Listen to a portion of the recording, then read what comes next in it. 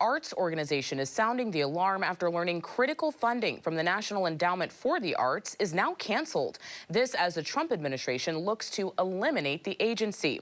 13 Wham's Daniel Finkelstein heard from Rochester's Visual Studies Workshop and has more on the impact of all of this, Daniel. Well, that's right, Karen. The organization says the news came in an email on Friday. The grant had already been approved, but the NEA said that money is no longer coming.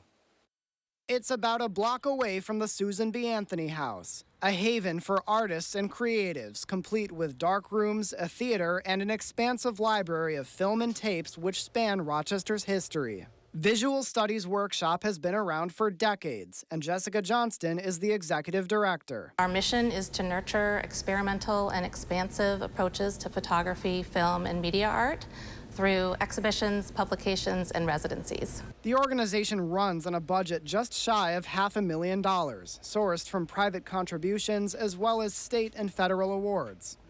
Yeah, I think Visual Studies Workshop really has an important part in the ecosystem of the arts community in Rochester. We're such a strong community around film and photography, being the home of Kodak and RET and the George Eastman Museum.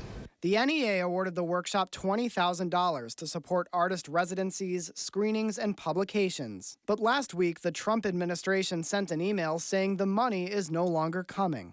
The content of the email basically explained that the administration's funding priorities had changed and that our grant application was no longer fulfilled the priorities that the NEA was now going to be focusing on.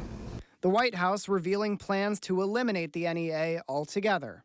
In its 2026 budget request, the Trump administration says in part, quote, elimination removes an unnecessary layer of bureaucracy in an already bloated grant-making system to achieve greater efficiencies, end quote. The decision creating concern for the future.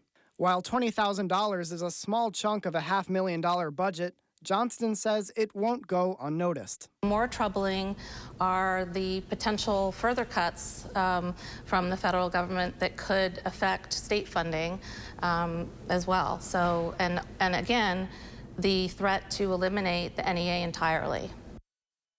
Now, Karen, the Visual Studies Workshop has appealed the decision. The NEA has not responded to our request for comment. Back to you.